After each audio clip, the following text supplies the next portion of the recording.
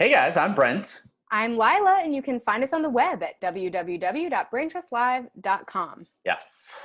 And you can find us ranting to each other via text, email, calls, Zooms, any of the devices. All week. Any of the technologies. I said. You can find that any day. I told Lila earlier. I was like, this was the week that I was finally radicalized. And guys, I thought I was there already. So it's been alarming. To me, know. I thought you were degree. there already too, and I was still really excited to hear that you've come. I know. I was excited that I was excited to find out that, as I apparently didn't know you weren't fully radicalized, that you had finally become fully radicalized. Right. So we're there. We made it. I know. My background is a little bit different this week because earlier this week I had to have it set up to read a Bible verse for church. And so there's like crosses on my wall, like that just off to over here. And I was like, I have to redo that because I'm about to act very un-Christ-like on this podcast. And I thought it might be nice to remind people that even Christians are pissed off in this time and that that's okay. It is. Yes. You know, you should be, and they should be. That's right. Yeah. There's only so much forgiveness we have room for. Right. We're going to start this week with the Heroes Act, which stands for some nonsense. I don't even know. I didn't put it in the notes. I don't care. Well, it's probably something like helping earn, something that doesn't even make sense. Right. So, Exactly. I wouldn't. Yeah. And before we get into eviscerating this, it's important to note at least one thing in that I realize that it's not all bad. Yeah. There's a whole third of it. It's like over $3 trillion, and $1 trillion of those dollars is for state and local governments, which we've needed. It needed to have been in the first bill. Democrats and Republican governors alike are looking for this money. It's needed. I get it. There's hazard pay for essential workers. Sure. There's stuff critically important stuff. Critically important stuff. But I think before we go through all of the things that makes this terrible, is that I live in the real world. And I have been, you like to talk about how sometimes I'm an optimist.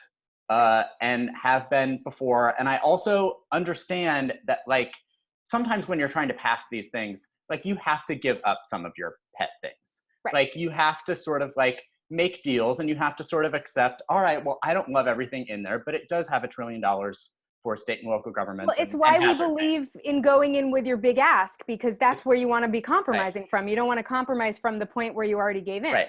And that's where this loses me, because the problem is that we already have Donald Trump saying that we don't need any additional funds right now.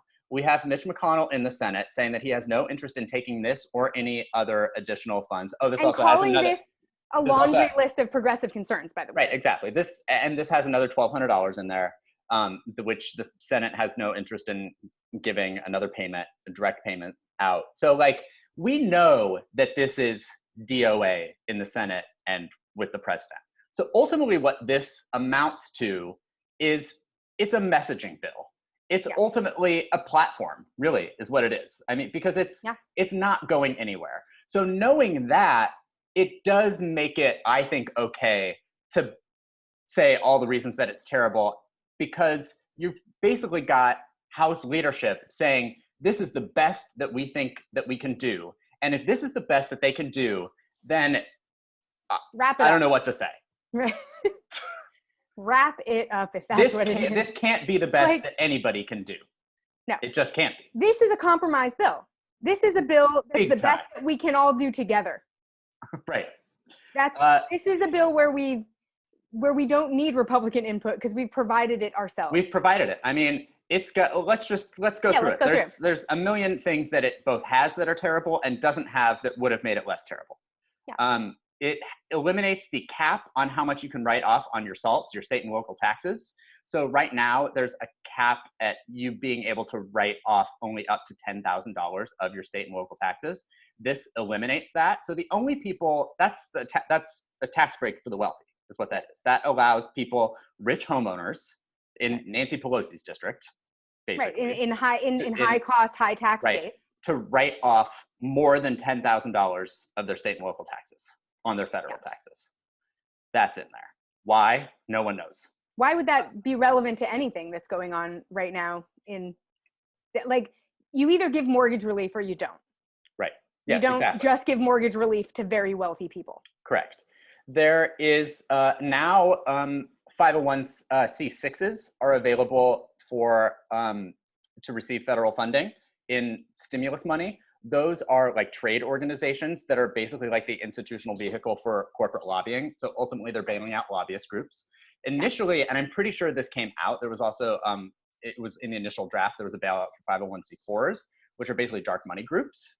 Well, and also it's funny to leave the C6s in and not the C4s, because C4s also, like, Planned Parenthood has a C4, which Sure. is their political arm so that they can advocate policy change and not violate their C3 status. So a lot of like nonprofits that you really love also have C4s, but also a lot of dark money groups are organized as C4s. But like, it's weird to leave in C6s and be like, we would never let C4s get this money, but C6s are incredibly important to the American economy. They're not. Right. They're not. And I think the thing that is the absolute worst thing in here, because this is just signal calling to health insurance companies here. Yeah. Is this that, to me is the thing that I'm the most angry about. This is the thing that we should all be the most angry about for a couple different reasons. The left should be angry about it. Basically what we're talking about, the healthcare component of this bill is that they're just going to pay everyone's COBRA for them instead of offering any sort of healthcare. So this is egregious for a million different reasons. Couldn't be more reasons. One is the main reason is that it's just a giant giveaway to insurance companies. Like COBRA is just continuing to pay your employer healthcare, but you're unemployed. So they're basically just giving giant checks to whoever your healthcare company is. Well, and that means that you're paying for the inflated private insurance cost of that care. Correct. So they are not just paying for your healthcare, they're not paying for your healthcare in the most efficient way possible. Right. That's the thing. Funneling money into private health insurance companies that are using that money for the same bullshit, 30% off the top, institutional costs that, like they're not, I'm sorry, I'm too angry about it to even make a concise point. And I think look, it's not really, I'm not shocked that they don't have like a full scale Medicare for all plan in here. Right. Like, just because, why would they? They're who they are. But what doesn't make any sense to me is that for why they wouldn't just do it only now for a certain amount of time for the people for only people who have lost their jobs. Through the Medicaid system. Through the Medicaid system. And the reason that it makes more sense to do that is because it's actually way cheaper to do that than to just allow these people to go onto Medicare and then pay at the Medicare rate would be way cheaper than paying people's COBRAs. And it's cheaper for them and the government. It's cheaper on both ends, because how are all these unemployed people supposed to pay their high deductible plans that you're paying their COBRA for without jobs? Exactly. They can't. And it also, it ignores the fact that a lot of people who have lost their jobs probably did not have health insurance through their work. It doesn't do anything for anyone who didn't have benefits through their past jobs. We know 40% of people who make $40,000 or less have lost their jobs. A lot of those people were probably not offered health insurance through their employer. So now they've lost their jobs, and they're supposed to buy their own insanely expensive plan, or maybe they already had an insanely expensive plan because they didn't have it through their employer on the healthcare market, and they're supposed to pay for that with what money? Because they don't have a job? Yeah. No, so it doesn't make any sense. It doesn't actually make any sense. The only reason that it makes sense is if you're a person who wants to put into law basically just like, this is code word for don't worry, insurance companies, we gotcha. Yeah. Like, that's all this is. That, I think, is, I think that if you ask Democrats why they're doing this, they will have an answer, and their answer will be, this is so that they don't spike your premiums next year. And that should not be an acceptable answer to us, because we could stop that by regulating them. Right. So we are empowered to stop all of the things we're we're theoretically trying to avoid by putting money back into the pockets of health insurers. Right. Anything that they're going to threaten you with is something that you are actually empowered as a member of Congress to try to regulate. Right. So this is just a giveaway to corporations. We don't actually need to be afraid of these people. We actually have a public healthcare system here. Right. And it's also, it doesn't make sense. No, it doesn't make sense. It's also only covering presumably your COBRA premiums. So Right. you're still left with paying any out-of-pocket costs, any deductibles, any of those things you're still responsible for, and you're unemployed. And we also know that already 80 million people were underinsured. Underinsured, right. And so this doesn't address any of those issues. Right. And again, we're in a health crisis right now. You actually do want people to have access to a doctor right now. It is not actually good for any of us if 43 million people lose their health insurance. And if only 10 million or 20 million of those 43 million are able to recoup any sort of insurance costs through this ridiculous kind of program, then that's still 20 million extra people who don't have any access to care. Yep. That doesn't help us solve coronavirus, you guys. No, it does not. It's also, I think one thing that's been really frustrating to me about the Democrats' approach to health policy in the past is that they operate often under the presumption that most people have employer-sponsored health insurance. Right. And for some generations, that's true. But that's really not the case for our generation and younger generations. And so that's a real generational divide. If you want to know why young people were so in for Bernie Sanders and older people could not understand why we were so radical, it's because so many more of us don't have benefits. I mean, so many more of us. So any plan that works within an employer system in a market where it's looking like our jobs aren't going to come back, in an economy that's falling flat on its face and is changing rapidly, in an environment where we're going to waste a bunch of public taxpayer money on something that is not going to line our pockets later, is just an insane use of resources. Yep. God. In any case. So some other things that aren't in here now. Right. Those are the things that are in there.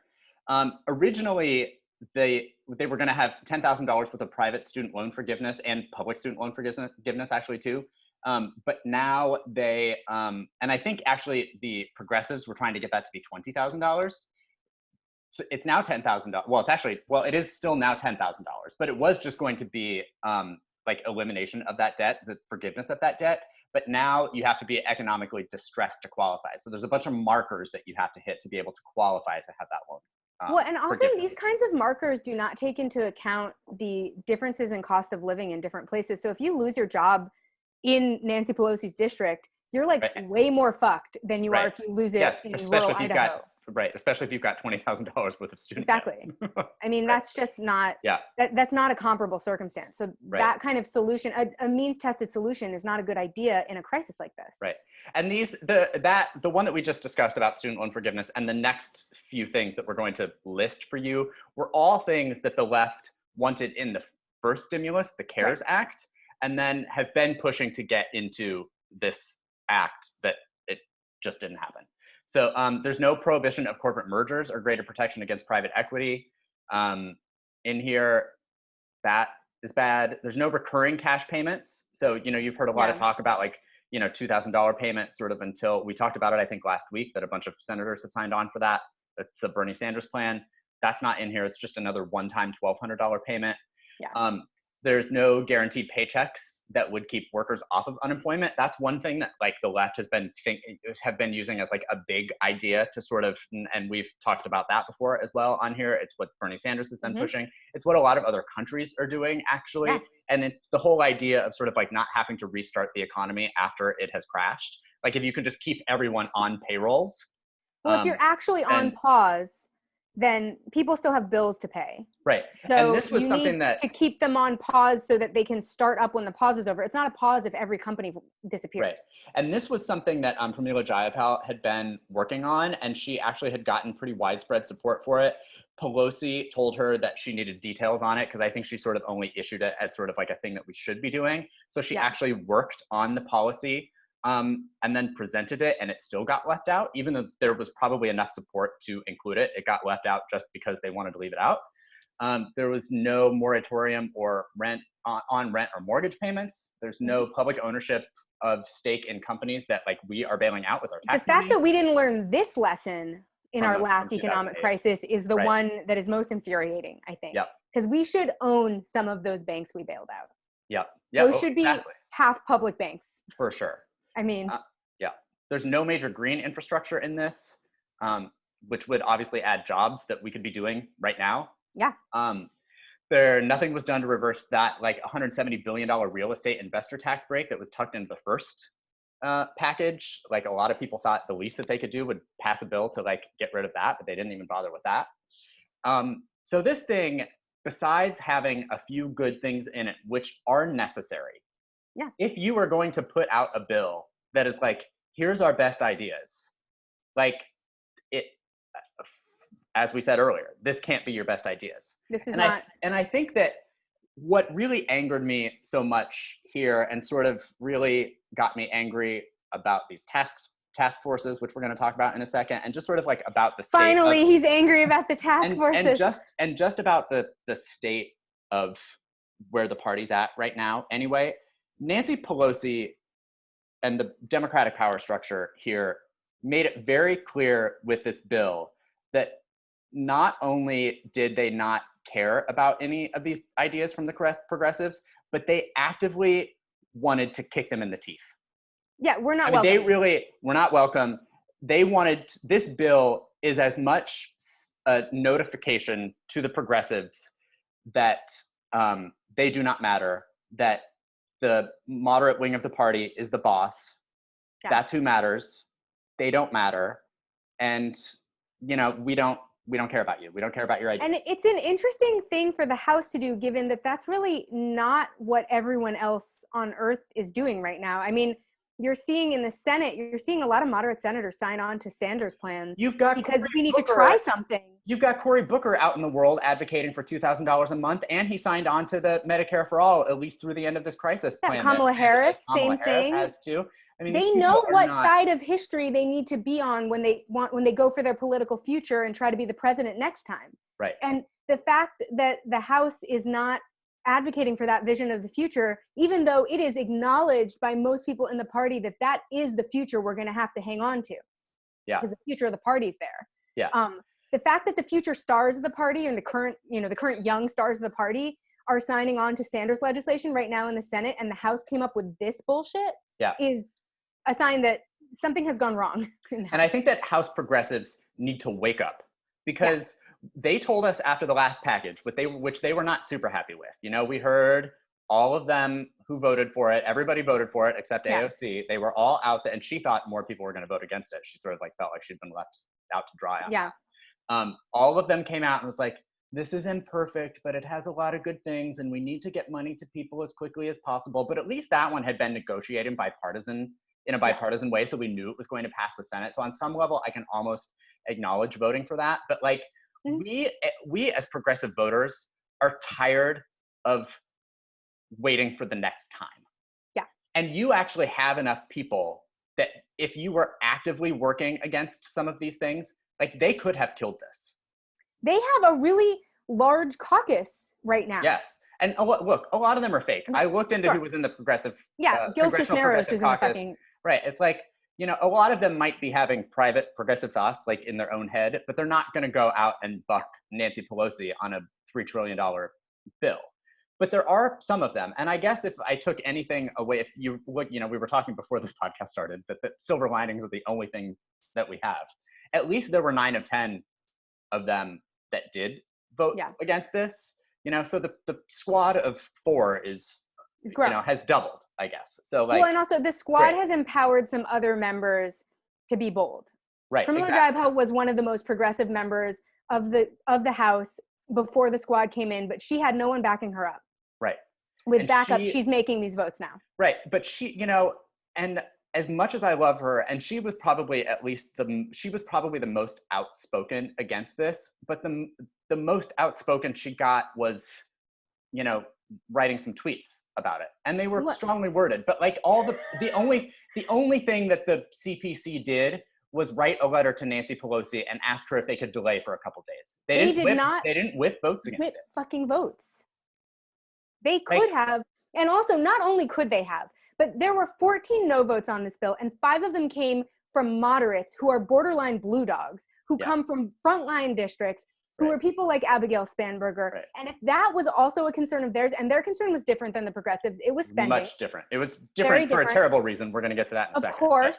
But those are people actually who I think might be willing to work on making sure that the spending is effective in a way that the progressives might actually be interested in. I think some of those members that come from frontline districts, a lot of them are people who have had to moderate their own positions in order to be in those districts, but they're having to go home and explain to their voters why we have these big corporate giveaways too. Right. I mean, if think spending that, is your concern, then you need to spend well. And the progressives are talking about spending more effectively than the moderates are right now. Right. I think that had they actually sat down with each other, Pramila Jayapal could have explained to moderates why paying COBRA deductibles was not the thing to do. Absolutely. In terms where they could have brought that back to their district too. Yep. I mean, I think the fact that 5 of the 14 votes came from like basically blue dogs is to me a sign that there was a lot of interest in killing this bill actually. Yeah. That this became a loyalty issue. Everybody was too scared to do it. Yeah. And that is what I think the Progressive Caucus has to decide what it is they are actually there to do right now. Yeah. We are in the middle. I mean, just always, like, moving especially forward. In a crisis. Especially in a crisis when I think there has been sort of broad support for a lot of the ideas that they already had, maybe not within their own party in the House. But I mean, good God, like we said, we've got moderate senators talking about, recurring one-time payments and Medicare for all. We've got Joe Biden acting like some of these things like might not be a terrible idea, and he's a Republican. Right. So I don't understand why they haven't put their foot down, especially on a bill that's DOA anyway. Like this was a bill that they could have been like, no, we're not doing this. Also, what do they think that wave in 2018 was for? This is what people sent them there to do. They sent them there to do bold things. Yeah. It blows my mind how, and I've actually, I've been thinking a lot about this because there are some of these moderate frontline members who oftentimes make what I think are kind of chicken shit votes, but periodically stick their necks out in really important ways. It was a team of moderates that made that impeachment thing actually happen. Sure. It was that a bunch of moderate freshmen wrote an op-ed together and said, we should actually investigate this. Yep. It is those same moderates who just voted against this bill. There are people in frontline districts who know that they were sent there because things were not working the status quo was not working in Congress right now. So they are actually empowered to decide that now is the time to act. Like there is reason to believe that that is what their districts actually sent them there to do. And so not being able to deliver actually harms them as much as it harms us. Right. And so I just don't understand why is the Progressive Caucus, which has grown significantly in the last 2 years, not able to act at all. Yep. I know that Gil Cisneros is not trying to vote Jan for Schakowsky socialist. is not going to buck Nancy Pelosi like on the floor of the House. Like, but there are policies that if there were enough of them would be dead on arrival enough to Nancy Pelosi that she wouldn't be able to pursue them. Right, I mean, and that's what I think they need to start doing. And maybe they're trying. The fact that 9 of them voted against it, like I said, is twice as many as the squad. So maybe this is something that they're working on. But like the fact that they didn't even whip votes against it, I think Ilhan Omar is the whip of that caucus. Like what? I mean, I know that she was against this bill. She tweeted a million times about it. Like if they are there to constantly get punched in the nuts by Nancy Pelosi, then they're doing a bang up job. Like keep doing what you're doing. You're crushing it. Right. It's happening on a near daily basis. So like if that's enjoyable for you, then fine. But it's not enjoyable for me. No. And I don't actually think that it's probably enjoyable for you. I also don't think this even needs to be your fight alone, because there are people in the center who actually need to deliver right now for their districts too. That's the most frustrating thing about this to me, is they actually don't need just progressives to kill this kind of legislation. Right. They can use some of these frontline moderates to help soften the blow.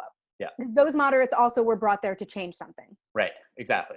And one of the things that they were brought there to change, or so they think anyway, this was the terrible reason that we told you that they voted for it, was because they didn't want illegal immigrants to get any of this money. Because in the first bill, it was based on your Social Security number to get that $1,200 payment. So in this bill, the Democrats changed that to being able to use your individual tax identification number, which is what migrant workers have. Yeah. And they use it to, guess what, pay their taxes, by the way. So they are paying their taxes. So they definitely should be getting whatever money that we're giving to people in terms of direct payments. But there was a late breaking amendment like on Friday afternoon. It was one of the last things that they voted on before they voted on the actual bill to get that changed back to your social security number. And there were 13 Democrats that voted for that. Like, And it was the same batch of them that ended up voting against the final bill. And the reason was because they weren't able to defeat this amendment to go back to the social security number. like, how exhausting. Right? It's Like, that's what you're caring about?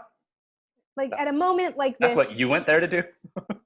you were sent there to make sure that migrant workers who are already paying exploitive taxes. wages and are paying taxes don't get any relief money. You just want to make sure that no young children in migrant worker households can eat mid-pandemic, I guess. I don't know. Guys. It's bad out there, you guys. But at least they can vote from home now. That's right. Because they also voted on that.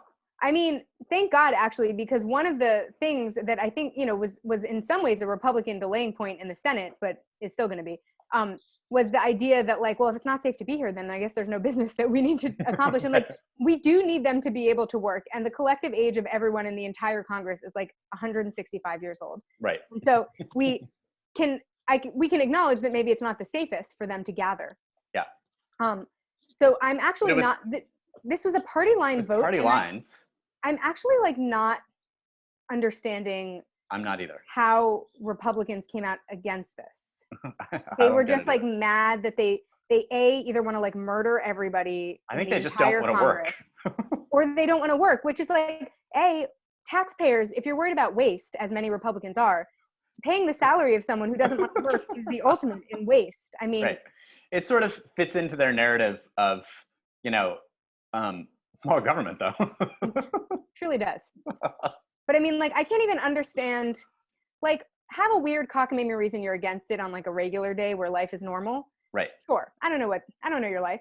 But yeah. In the middle of a pandemic, when it's like not safe to gather and there are actual like critical needs that your own constituents are facing, like, why be against this? Why not just be for it? Yeah, I know. Maybe I'm naive. I don't know. It does allow proxy voting, which is weird. Yeah, I think. Someone else can die on your behalf. Exactly. Yeah. Maybe for proxy voting, we can send Republican politicians to cast our votes for us so that if they want to die together believing coronavirus is a hoax, it's just them. Right. We'll see. Sure. In any case, yeah. They finally announced the task forces. Yeah. And their announcement of the task forces, who, by the way, had great people on them, are finally what got Brent on board with my theory that the task forces are bullshit.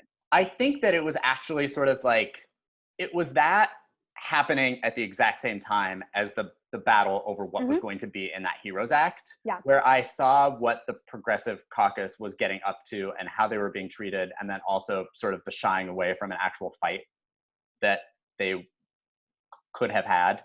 I think those two things coupled together really got me amped about these task forces, because I'm like, look, if like all of these people are just sort of like signing up, to have their asses kicked by a bunch of moderates publicly, then these task forces are a great way to continue that. Yeah. Which is what I said task forces were in the first place. It was. And I noted as I was taking notes on this document, I don't know if you saw it, but I was like, kudos to Lila Nordstrom for, I feel like at the very bottom, yes. Had I listened to your words about these task forces, I probably would have not had the reaction to the task forces this week. And I also probably would have not gone into like a rage spiral on Friday as they were voting on the Heroes Act, because I would have known that it was all bullshit. What we were doing. Right. Yeah. So what's frustrating about the task forces is that they're great. Yeah. I mean, they have great people on them. They have great people. They have Pramila Jayapal doing as one of the co-chairs of the Medicare for All task force. And it's actually, well, the healthcare task force. I'm sorry, the healthcare task force. Sorry. They definitely don't have the Medicare for All task force. No, but is it Sanjay Gupta is the other co-chair? I mean, the other co-chair is a former. Oh no, it's Abdul El Sayed. I mean, no, it's not. Oh no! Oh, from the Biden campaign. Yeah, the Biden camp one. I can't remember who it is. He's our former attorney general. He's writing. He's going around touring a book about how to be happier or something. Got it. Okay. Sure. AOC is one of the co-chairs of the climate change task force. Yep. We have Sarah Nelson. On the economy task force. Right. She was a huge Sanders supporter. She's Head of the the flight president of the attendants Associated union. Flight Attendant. Yeah, she's a big union person. Right. Abdullah Saeed is on the not the Medicare for All task force, the Right. healthcare task force. Yeah. One of the pioneers of modern monetary theory, Stephanie Kelton, is on the economy task force. Yep. We have the executive director of the Sunrise Movement. Yep. Varshini Prakash. Prakash.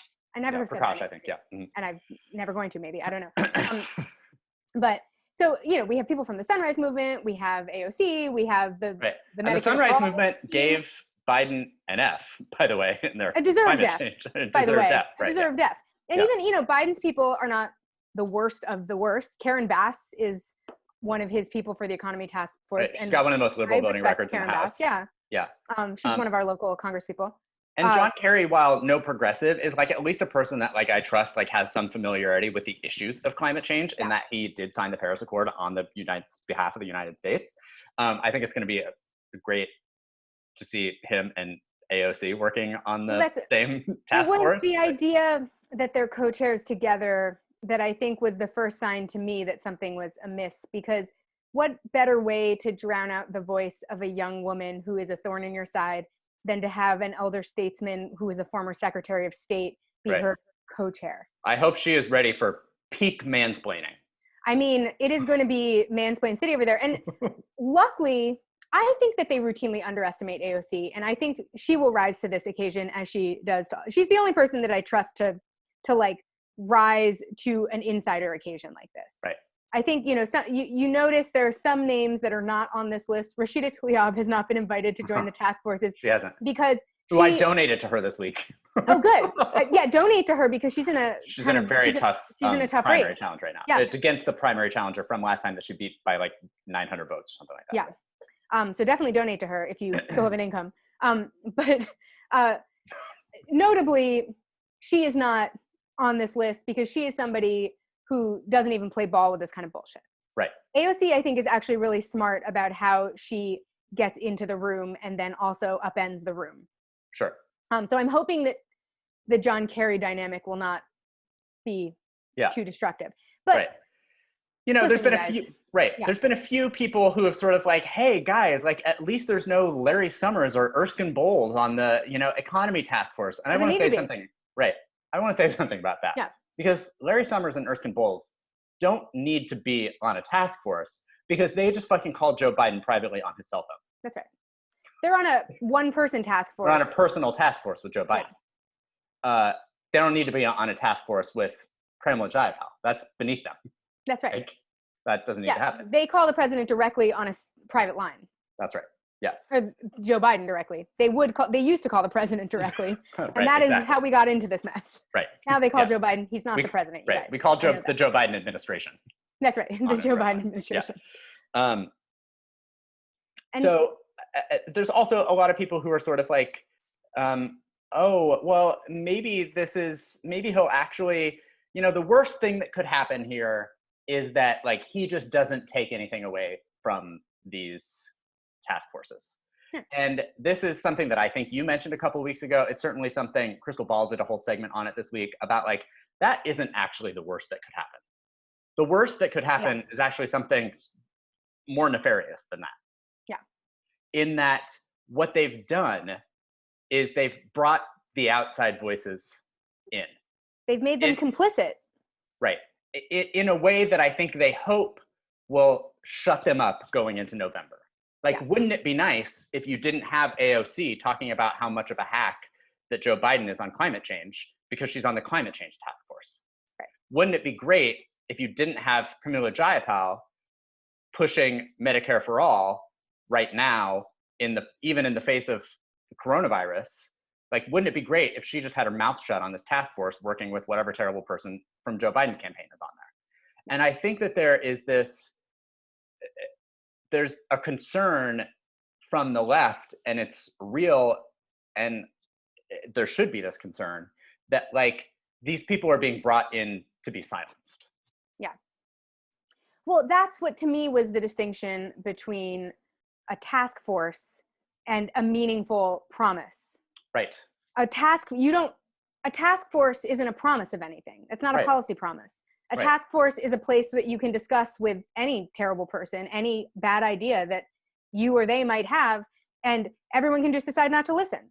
There has been no promise that these task force, how this task force information will be used, Will how be these implemented, compromises right. will be implemented. I mean, there is no information from the Biden camp that these task forces mean anything No. other than that this is a very shiny list of people that progressives can feel good about having in a room.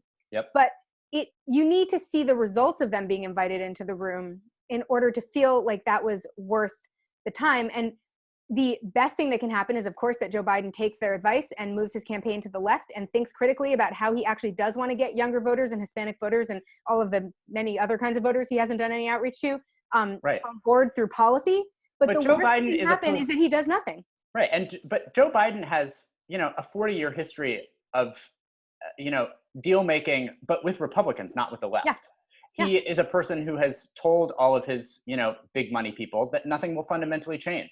Right. Those are the words that he used. Those are the words that he used. Right. He has done the bidding of all kinds of corporate interest over the last 40 years, whether it's big pharma, big insurance, big oil, big finance, anything that starts with the word big. Joe Biden has been in favor of.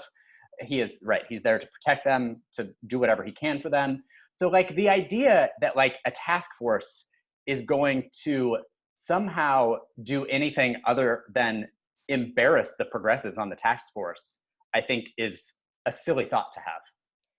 Well, especially because, I mean, we just saw this happen with the Heroes Act where, right. Like I said, I think they underestimate AOC. I think she is someone who manages to speak out regardless. Right. But it's like Pramila Jayapal, who I love, is the head of the CPC and chose to not even whip votes. So like, are we going to really, and I'm not trying to be like mean to her, but like how much do we trust her being folded into the Biden campaign? I think it sort of changes the dynamics of what she sort of like feels like she can do in the House, speaking out against some of the things that like Biden himself stands for. And she's also more a part of the House. I mean, I think AOC is almost protected by her youth. She gets to do stuff because she's young and she's openly inexperienced, but like in a way that makes her fearless. And we have a few years of that before she gets folded into the mix, probably. I mean, I don't know. Hopefully she never does, but I just, there's no one else who is doing that right now. Right. Who is that kind of fearlessly speaking out. And I think part of it is that she's just protected by her lack of knowledge of what the blowback is going to be. It's all sort of new to her, but Pramila Jayapal is not. And so she is someone who came in with a lot of big ideas and is not afraid to say what those big ideas are. She was really the most outspoken against the bill, at least in her own words. So I don't really think that she backed it up. She is certainly somebody who's been in the House longer, who's been in government longer, who has more of a sort of, who has a tendency to not speak out in the same ways when it's going to be really controversial. Yes. I think it's sort of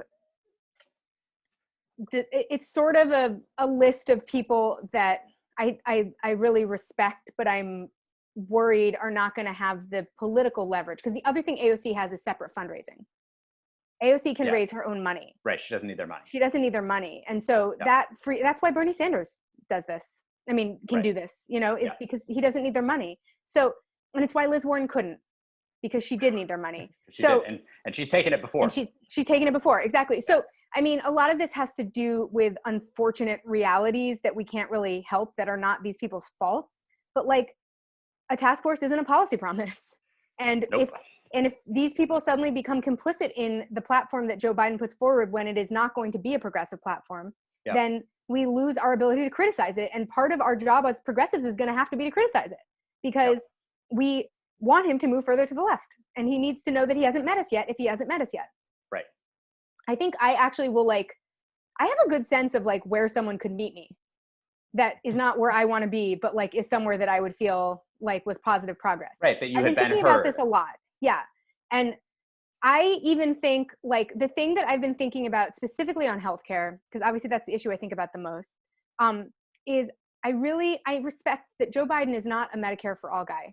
He is not going to institute Medicare for all. And I get that. But what I want to hear him say is our plan is, of course, our goal is, of course, Medicare for all. Oh, yeah. We've talked about this. Yes. I think you're absolutely right. And here is my plan for getting there. And it's a long-term plan. So I'm not going to institute all of this stuff. But like this, I see this as a piece of the step towards Medicare for all. Yep. And if he could just say that without promising anything different, I would feel better.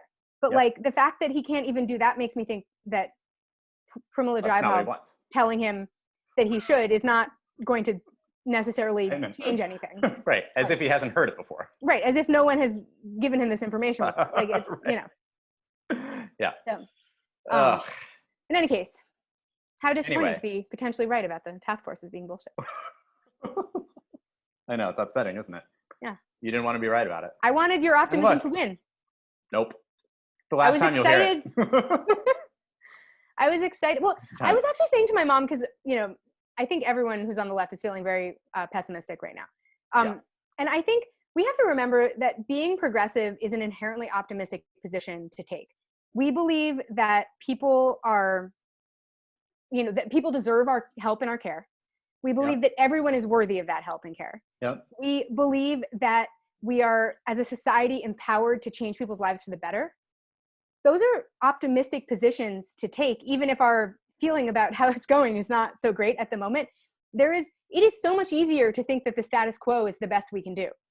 But progressives are constantly thinking, couldn't we do better than this? So it's actually like an incredibly optimistic point of view to have. It's an incredibly optimistic movement to be a part of. Even in the moments where it feels the most hopeless, there's nothing more optimistic than being a progressive and thinking that we could do better, government could do better, we collectively are more powerful than we are individually. All of those are very optimistic positions. So even in our dark moments, we are actually the more optimistic of the... Hey, thanks for that. Yeah, you know? I needed that. Yeah, a little pep talk. Lila Nordstrom TM. From you to me. That's right. Not how it goes, usually. Well, listen, I've been talking a lot of progressives off the ledge. And sometimes it goes in circles because sometimes my mom has to talk me off of the ledge. And I was going to say, I feel like you've been pushing me over it all week. I know. You're just excited that I'm there with you. No, yeah, I was already on that part. I was already off that ledge. So I was just confused as to how you weren't seeing what I was seeing. And now you're not lonely. Yeah, exactly. Right. But that's this sort of larger optimism is the most, I think, sort of critical part of our political ideology. No, I think you're right. So like you can't forget that even as you think that these people are not progressive. So of course we're not feeling optimistic about them. No. I don't think government can work better with non-progressives leading it. No. You know? But I believe that government could work better. It's intentionally designed to not work better with progressive not leading it. Exactly. It's designed to stay the same. I think a progressive leading it would show that government could work wonderfully, but that's not the position we're in. We're not. Nobody wants that. Joe Biden isn't on some scale of progressivism. He's not a progressive. Right. He's a moderate. He's a status quo moderate. He wants things to go back to the way they were because he wants nothing to fundamentally change. Right. And it is optimistic to think that things can and should change, and we are those people. That's right. Yes. In any case. Oh boy. Democrats in California doing what they do best. Speaking of optimism. Crushing progressives and losing elections. Moderates, conservatives, very optimistic in the last week about this election. Oh God, there were two special elections this week. One was in Wisconsin. People, I feel like, incorrectly were thinking that like that was going to be a potential thing, but it's like, it's a weird time. It's a special election. It's been a Republican-held seat since the beginning of time. They tried to kill everyone a few weeks ago in their primary. So like, we're not going to talk about the one in Wisconsin because like, I realize that there have been some seats since Trump took office where we have flipped like 20% margins, but like that wasn't going to happen there. There's just no chance of it. So we're not going to talk about that one. No. We're going to talk about the California 25, Katie Hill's old seat, because that one is obviously winnable because it was held by a Democrat. Right. So a progressive Democrat too. So we know that it was winnable. We're going to talk about that one because Mike Garcia this week just slaughtered Christy Smith in CA 25. Badly. I mean, 10 points. Yeah. And Katie Hill had won by 9 points. Okay. We talked about this last week, that signs were sort of like pointing that Mike Garcia was going to win, but like this was a bloodbath and it should be a cause for alarm. And I know that the DNC and a lot of people are sort of trying to make you think that it shouldn't be cause for alarm, but I don't know how it isn't. That doesn't make sense to me. Like, be alarmed if you lose an election in a 20-point swing, even if it's in the middle of a pandemic and it's a special election, so there's no other elections going on at the time. Like, you still have to pretend like you care about winning elections. That's right. Which is partly why they lost, because they didn't care about winning this. Yeah. You know, no, there's this. The DNC did not offer support in this race. No. There some late support anyway. When I think that they probably thought that it was going to crap. But like, this was, and you know, we talked about this last week in that Katie Hill election. You know, she ended up winning by quite a big margin, but like, that was due to like massive turnout. And that was due to a lot of on the ground work. It was due to a lot of celebrities being there. And it was also due to the fact that like Katie Hill was a badass candidate. Yeah. And she drew turnout because people wanted to vote for Katie Hill. She was a dynamic candidate. Right. Also, and an exciting candidate. A Medicare for All candidate, by the way. Progressive candidate. Christy Smith, not progressive, not a Medicare for All candidate. Boring person. Sorry, Christy. She's lovely. I've met her a few times. Always been lovely. I'm sure she's lovely. She is not. She did not fully run the kind of dynamic race. Would go absolutely. to Washington and be a good legislator. Absolutely, but she did not run the kind of dynamic campaign that Katie Hill did. In part because she couldn't, but also in part because she was not sort of willing to make the kind of bold choices that Katie Hill made. Right. But the turnout was just terrible. Abysmal. It was like 34%, and everyone had a ballot. And there was they same-day ballot. nailed everyone. You could have voted twice in that election. Right. I mean, you couldn't have. But yeah. So like, there was no reason other than just not really caring about voting for Christy Smith. I mean, truly.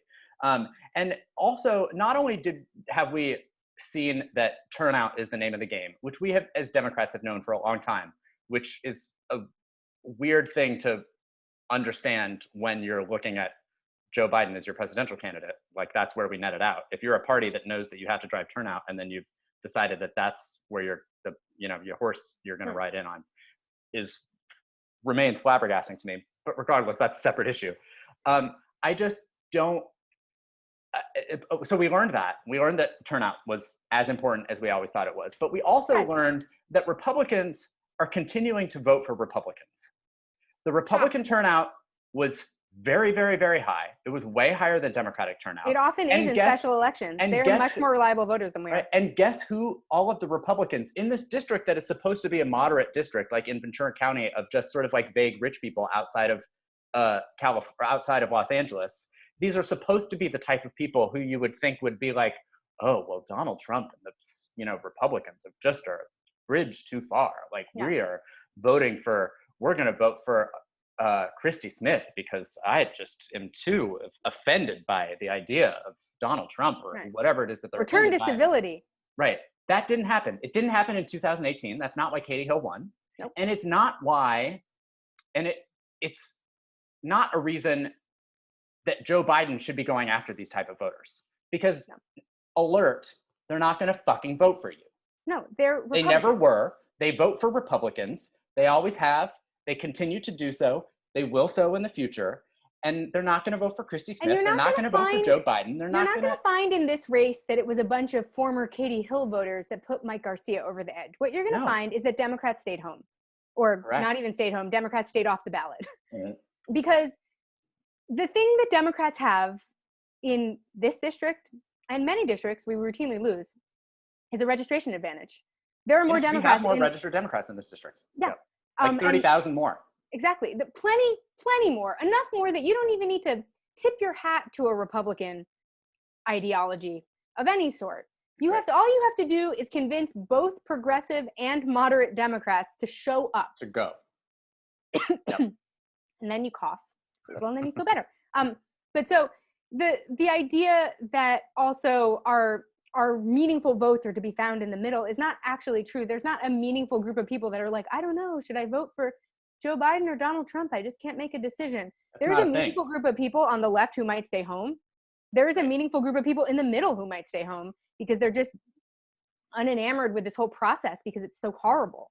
Right. There is not this mystery group of like white middle-aged suburban men who are just like, that is not a meaningful voting demographic, and they are the only people the Democrats are going after. Right, we're banking our entire election strategy on that, and it's not a thing.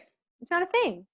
Those people are either Republicans or Democrats, and they vote as either Republicans or Democrats. And if you're wondering where all of these Obama-Trump voters came from, they came from farther left than that. They were sort of vaguely libertarian, but also kind of like Bernie Sanders-y type Democrats. Right, they were people who had lost their jobs because of bad trade policies. Exactly. They were, certainly some of them were racist, like, let's be honest. They were people who like felt good about voting for a black guy and then wanted to go back to their comfort level, which was voting for racists. But I mean, like, I don't want to poo-poo that, but like this is not where we find our victory, is with these mystery Republican voters.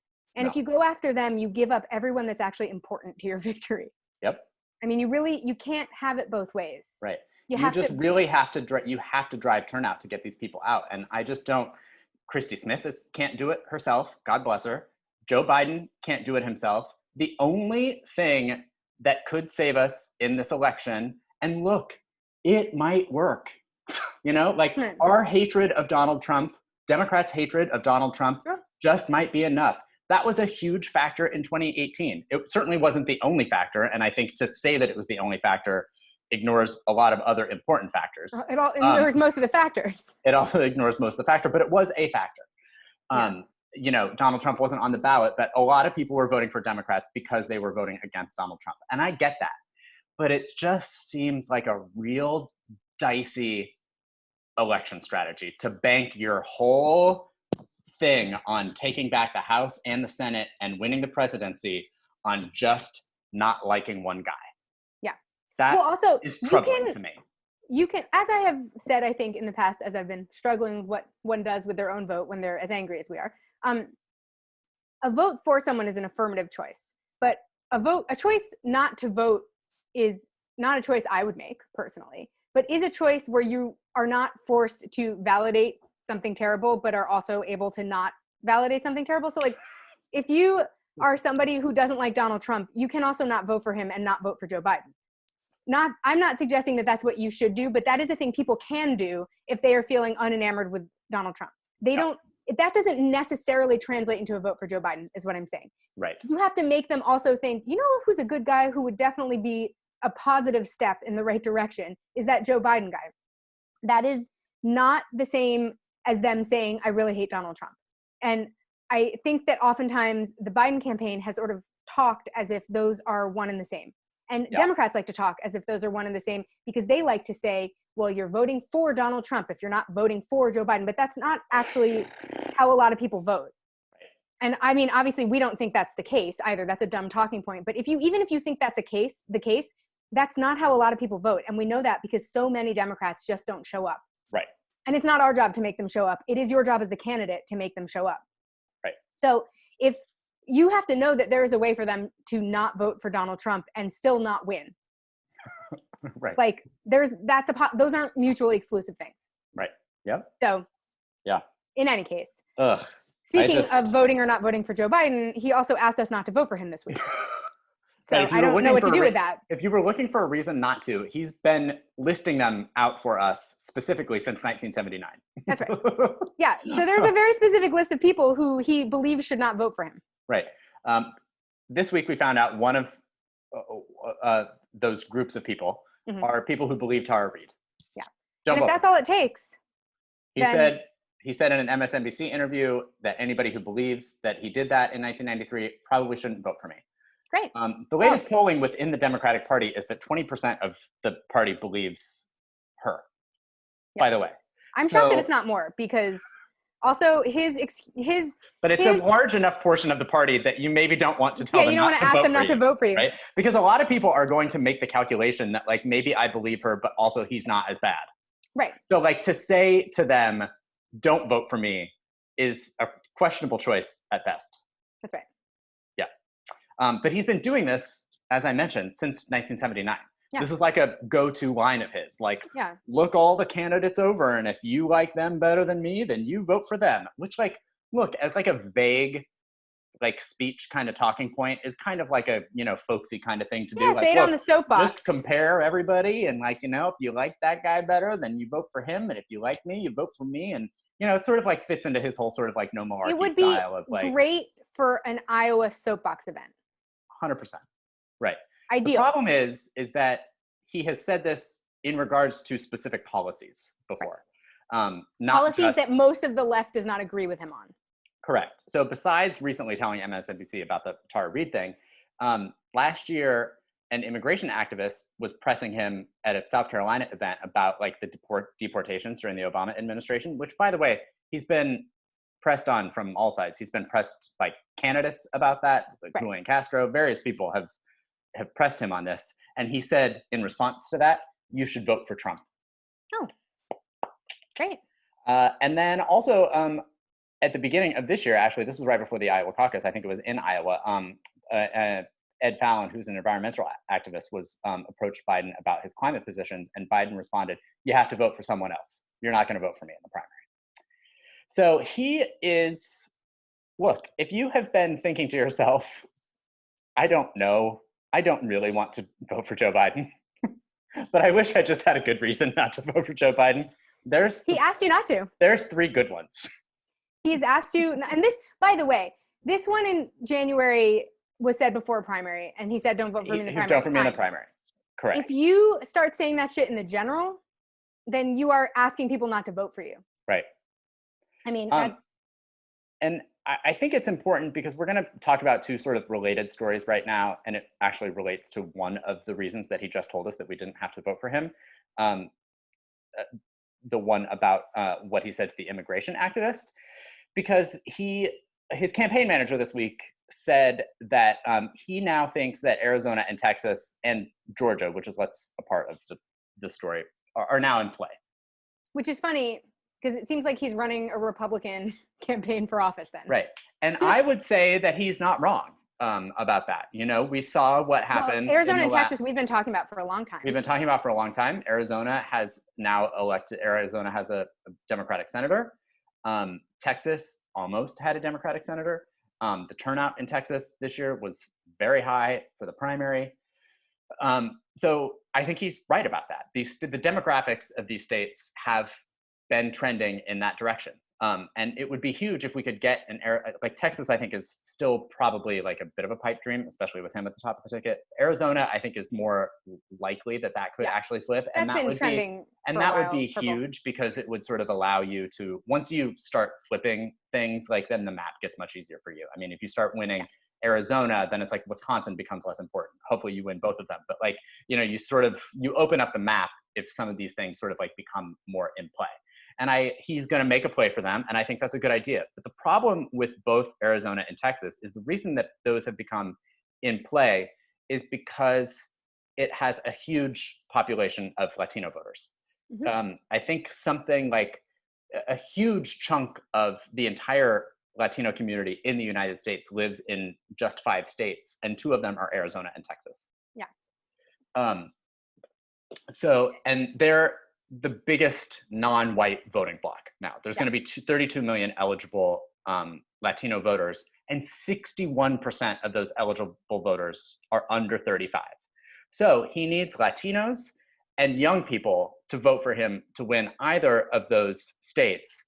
And the problem with the Biden campaign since the beginning of the Biden campaign has been twofold: getting Latinos to vote for you and getting young people to vote for you. Those are the two groups. Those are the groups. Those are the 2 groups. He got old white people to vote for him. Right. He got old black people to vote for him. He got some younger black people to vote for him. He has not successfully been getting Latino voters or young voters. Right.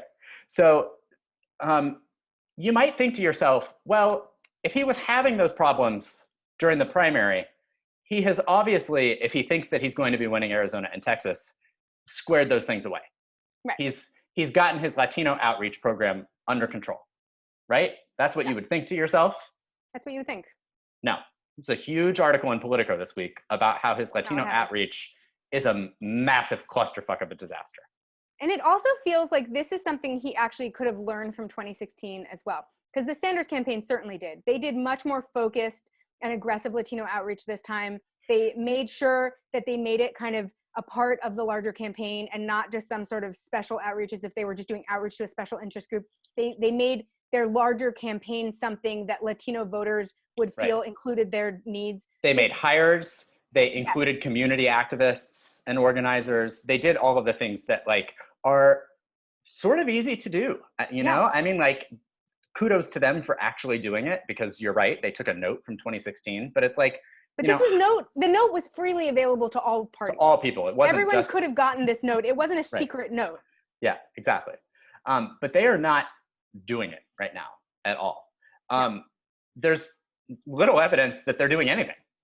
In fact, I mean, there's little evidence that they're doing much to campaign beyond talking to rich people on Zoom. Yeah. As far as I can tell, because in general, his campaign hasn't accomplished much in terms of campaigning. But at no point in any of this process has he done really any meaningful outreach to the Latino community. Right.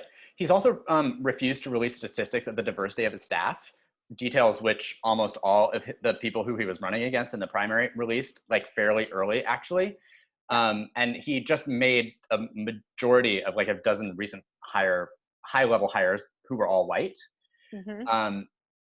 And he has also he's not actually spoken to or even been formally endorsed by Julian Castro, by the way, which is interesting. He's one of the last holdouts from the primary. Do we think it's because he hasn't been approached, or do we think he is just like way cooler than we ever gave him credit for? Because supposedly they haven't spoken. So that is such a weird oversight.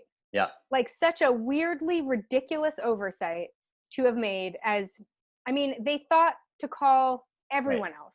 Right. They got all the other people who got out of the race early, got on the Joe Biden train immediately. The idea that they have not bothered to reach out to Julian Castro is like mind-blowing to me. Right. But the digital organizing director for the Hillary 2016 campaign said, and I quote, "I do not think that the Biden campaign thinks that Latinos are part of their path to victory." Oh, what? Oh. What? They just think they're going to win Arizona because Republican white people are going to vote for them, I guess. I don't know. Oh, right. Of course. Yes. Yeah. Forget about the large voting bloc that you could win easily with. Right. Bill Richardson said that there has, quote, been little or no activity in the Hispanic community from the Biden campaign. And then he said, the Trump Hispanic effort is much more active. Oh my God.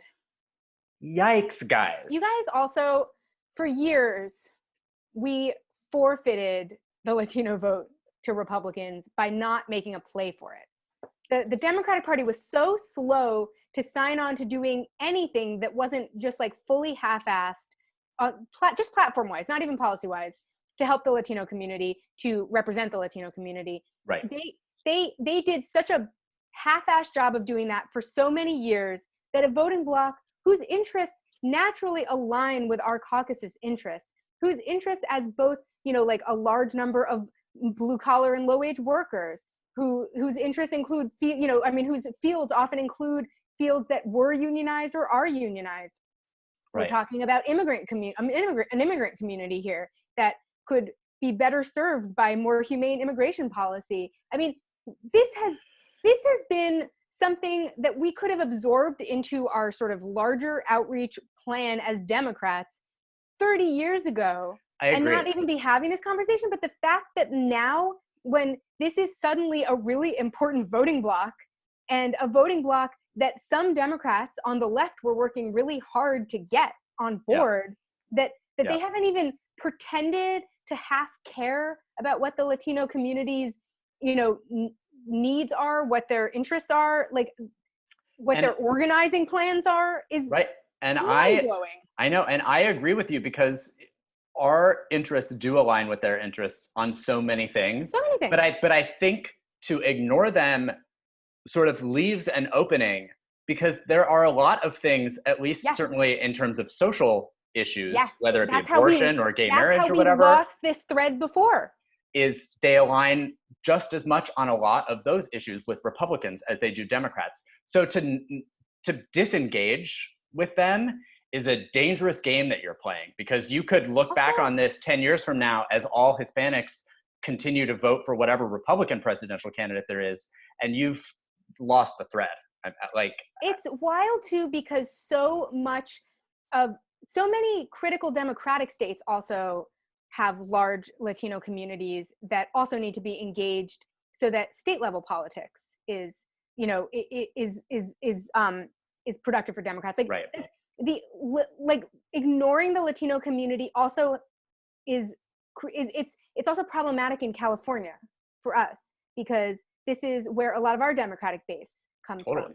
It's problematic in Arizona because Democrats would really like to flip Arizona. It's been trending purple for a long time, and Texas too. Texas could be ours if we didn't have somebody who came of age at a time when the Democrats were like specifically not engaging Latino voters, which is what Joe Biden is. He's using a playbook from 20 years ago, before we bothered caring about what Latino voters needed, and in the process also insulting young voters constantly, which is too bad because so many Latino voters are also young voters. Right. I mean, we're just sort of like hitting in an intersection that, like, in 1992, like the Clinton campaign didn't bother with, and like we're just going with it now, even though demographics have shifted, and this is like a really critical voting block now.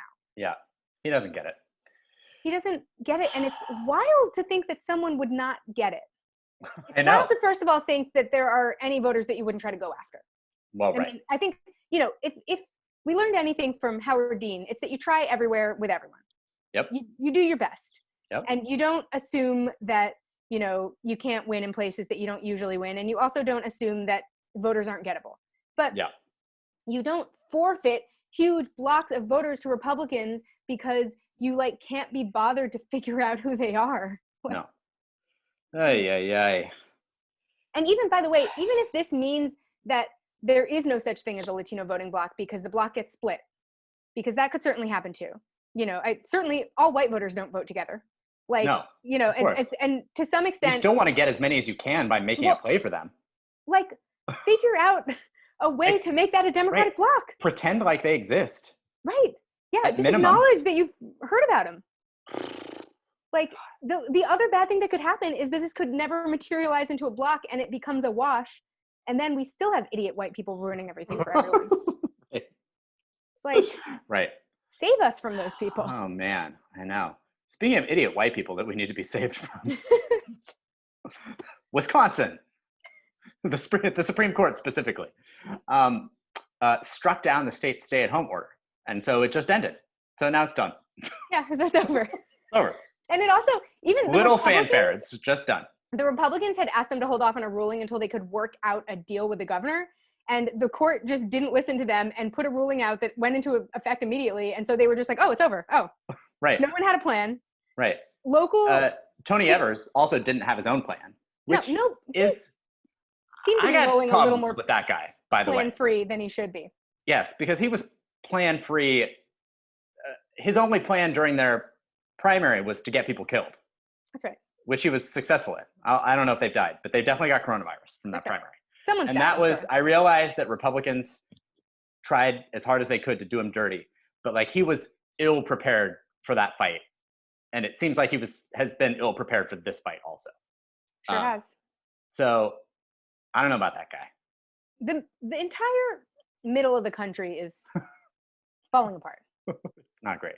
There's a little bit of a Michigan situation. It's a big Michigan situation. The situation being that armed protesters are making it so that the legislature can't meet. Right. And I think that they are, I think they're suing Gretchen Whitmer too. Yeah. This is like the actual definition of tyranny, I feel like. Yes. Like, tyranny is not the government asking you to wear a face mask. It's armed protesters making it so that the democratically elected representatives of the people of Michigan are not able to go do the people's business. That's right. Tyranny. That's tyranny. It's like ridiculous. Ay. Yeah. So that's anyway, pull it together, Midwest. Also, speaking of small government, Justin Amash decided not to run for president. Oh my gosh. That's where did that come from? That it was. Is on he the first dock. person in history to have an exploratory committee and then decide not to run? I was gonna say, I feel like this is a historic moment for all of us.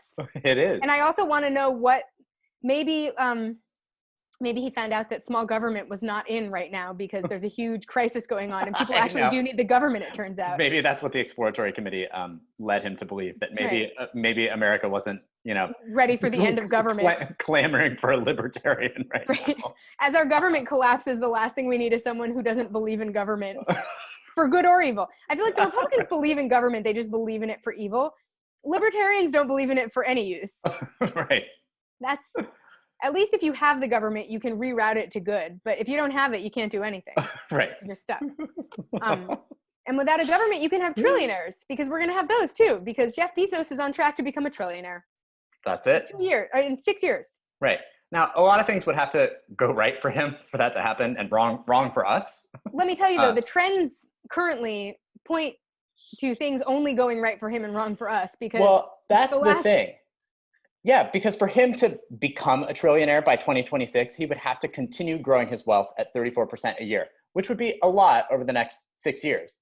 But like, the man has made $28 billion in 2020, while, tens of millions of people have become unemployed and the entire economy has gone to shit. Right. So the idea that he might be able to increase his wealth 34% a year for the next 6 years is not wild to me. Also, his wealth has been growing at 34% a year while wages have been stagnant for like decades. So we are actually just giving him our money. Yeah, it seems as though he doesn't need the rest of the economy to be functioning properly for him to continue to make 34%, to grow his wealth 34%. I think he does better the less functional it is. It seems like he has. A lot of billionaires have. I think a definition of a failed state might be that you might get your first trillionaire while the entire nation's economy crumbles. Right. Just another representation of late stage dying capitalism. One more reminder that we invented money. We gave him something of our own creation. So we can take it back. We made the whole thing up. The economy is not real. We invented all the rules, and the rules can change because they're not serving us right now. Yeah. He is not a trillionaire because he is that much smarter or better than us. He's a trillionaire because we let him be one. Right. And we continue to do so. And we continue to do so. And it's money that we invented as a society. It's not, money is not real. We made up money. It's so that we don't have to barter chickens with our dentists and shit like that. Right. So like, money is not a real thing. We can, in the same way that if he had 143 billion chickens, that would be too many chickens for one person to take care of. So we could be like, hey, dude, we can take some of those chickens off your hands. That way the chickens don't die and we can eat the chickens too, or whatever people do with chickens. Pet them, have feathers. I don't know what chickens are for. But instead we're just like, keep the chickens, and it's cool if they die. We'd rather starve than take your chickens. Right. Even though chickens are not inherently anyone's resource, because they're just they're animals like us. Like it. In any case. The chickens example. Speaking of billionaires. Remains my favorite. The best one. Best one so far. Yeah. Bloomberg, oh no, shit. I already violated our rule of last week. I'm not going to violate it again. A certain billionaire former mayor is talking about where to spend a tiny portion of his massive fortune in an effort to reelect Joe Biden. Joe Biden, right. That's right. There are a few PACs that this certain billionaire former mayor could consider. Right. Unite the Country, Priorities USA, American Bridge. Nobody knows what they are. They're all horrible. Let's be honest with ourselves. That's right. No one knows how much he'll spend, but people are anticipating he could spend as much as $250 million. The man has $60 billion. This is a man who could spend $1 billion on Joe Biden's reelection and not have any measurable. Not have noticed that he did it. Not have noticed. You could hide that in a, like, that would, if that left his bank account, he would not notice it. There would be no way to find out. I mean, even think to yourself, if you have $61, does it make a measurable difference to you to have 60 or 61? Not really. Like, even at that level, you can see that it's like, listen, is $61 better than $60? Sure. But if you had $60 or $61 and you also had billions and billions of dollars on top of that, so it was a sum that meant nothing to you and could not in any way measurably change your life, that $1 is not you're not making a choice between you and a candy bar with that $1. That $1 doesn't buy you anything because you already had $1 to buy a candy bar with. Right. Then it's a meaningless sum of bullshit money. Another person whose money we have let them keep. Yep. if he had 60 billion chickens,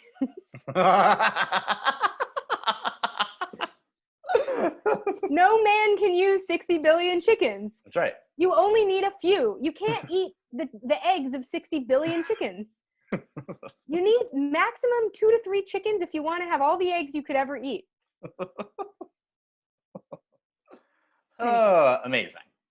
Amazing. By the way, this unnamed mayor that we speak of was on a Zoom call with Biden this week. Was on some digital, virtual thing with like 350 local leaders, including all of whom he paid off with his stupid mayor's fund. Right, exactly, including mayors, whatever, and they were all talking about what efforts cities could do to combat coronavirus. As if Joe Biden has been anywhere near a plan for coronavirus yet. Having some of those $60 billion funneling through the tax system would be a starting point. It'd be a huge starting. Yeah. I feel like he has a net worth that is bigger than some countries' GDPs. Yes. There was that thing, I don't know if you saw, AOC tweeted this week a story about Bill Gates talking about like how he was like trying to figure out what the best way would be for like all of his billionaire buddies to like actually sort of like help the most, during the coronavirus. And she was like, if only there was a fund that billionaires could, give a portion of their income or wealth to, and we would, we could even have a federal agency that could oversee it and figure out where it was going to go and everything. Of course, a bunch of men jumped in and was like, that sounds like a payroll tax, or a payroll tax. And she was like, yeah, that's right. On purpose. She got mansplained on Twitter about like the joke that she herself was trying to make. Oh man, you guys. Anyway, but that's the thing that both of these two could be doing. If they're looking for ways to help. That's right. If you're looking to help out, and there are so many ways to help with giving your money to people that need it in an efficient manner where we can identify where the needs are and then give it towards those needs instead of the ones that are visible to you that might not be the real needs. That's right. Yeah. Especially if one of you is a known racist and therefore is going to find certain needs, especially invisible, including needs of a specific community that will also remain unnamed, but is in dire need of some assistance at this moment. Okay, let's move on because I don't know who we're naming and not naming at this point. We are naming Richard Burr. That's and right. The FBI is also naming Richard Burr. That's right. And they're naming him by way of a search warrant. That's right. And they seized his cell phone too. They sure did. Yeah. Richard Burr stepping down as chairman of the Senate Intelligence Committee for finding out he had a little too much intelligence about some things he wasn't supposed to know about. Smartest man in the U.S. Senate, Richard Burr. Can predict the stock market. Right. It's like a magician, that guy. This is the first shakeup of this sort since good old Bob Menendez had to step down as the head of the Foreign Relations Committee when he got indicted. God, there's so many awful people out there right there, aren't there? Because Kelly Loeffler from Georgia recused herself from her own committee. Right. They haven't issued a warrant for her yet. So I guess like we should give her a fucking medal or something. I don't know. Ditto Dianne Feinstein. She's cooperating with the FBI. I mean, so like, again, kudos hasn't to had her. to give up any committee assignments as of yet. Dianne Feinstein. Right. Jesus. Yeah, so the hate Senate everyone. Is a cesspool of crime at the moment. God. Everyone thought it was totally normal that we do a televised graduation address for all of the nation's seniors and not invite the current president, but instead just invite Obama and hope that no one thought. And interestingly, no one thought that was weird. Right. No one invited Joe Biden either. And no one invited Joe Biden. You noted to me that maybe it's because there's an active campaign going on. Well, an active air quotes campaign. Right. But I think that they also probably just didn't care to have him. Also, he's not a guy you want speaking off the cuff to a bunch of teenagers. Or on the cuff. It's on any of the ways that people speak. No. Obama's speech was very comforting, and he sort of used it to poke gently at the Trump administration's terrible response to the pandemic. Yeah. But indirectly, as has been his way. People got very exercised on Twitter because there were two commencement addresses. One was for HBCU graduates, and then one was for high school graduates. And at the HBCU one, he was a little bit more pointed. And he said, more than anything, this pandemic has finally torn back the curtain on the idea that so many of the folks in charge know what they're doing. A lot of them aren't even pretending to be in charge. And he's not wrong. He's not wrong. And then he also said during the high school one, doing what feels good, what's convenient, what's easy, that's how little kids think. Unfortunately, a lot of so-called grown-ups, including some with fancy titles and important jobs, still think that way, which is why things are so screwed up. I hope that instead you decide to ground yourself in the values that last, like honesty, hard work, responsibility, fairness, generosity, respect for others. So in any case, it was sort of he was trying to give a presidential address without being the president and having a reason to give an address. Yeah. I guess he sort of did that. I mean, to some extent, it was nice to hear an actual professional statesman give an address that wasn't lunacy. Yeah. And then be like, oh, right. Remember when people gave speeches and you didn't worry the whole time? Yeah. Well, and I think this is also, it was just a speech. I think so this what is can we do? also, totally. I think this is also the beginning of what we're going to be seeing more of from him, because he is going to try his best to pull Joe Biden across the finish line here. And if anybody could do it, it's him, honestly, because I think that there are a lot of people, especially right now, who are pining for leaders who do know what they're doing or acting like they're knowing what they're doing. And sure, does Obama probably get like the core of Trump's base riled up in a way that I don't particularly care for? Yes. Right. But I do think that those people who are sort of like, okay, we can have something different, right. Like I think that like Obama sort of allows for that type of thinking more so than even Biden himself does, just because Biden is a big giant nothing that nobody cares about. Hope that in sort of doing that the Democrats don't forget that one other way to pull themselves over the finish line is with ideas, because Obama is sort of uniquely gifted. We can't all be Obama, and we shouldn't all have to be Obama. No. And also, Obama wasn't particularly effective as a legislator. So there are reasons that you maybe don't even want that guy to be the guy. That's right. You want that guy to be on your team because he's a great salesman. Yep. And he's also somebody that I think everyone trusts, has sort of like a basically intact moral compass and is like a responsible person. Right. Which is why I think we all pine for the days of Obama, even though those days were like kind of shitty. Because it felt nice to just have like a reasonable person in public life. Yep. I hope that he is able to both use those skills to all of our advantages. Right. And then also that doesn't become a replacement for having other more important skills, such as the skill of legislating and governing. Right.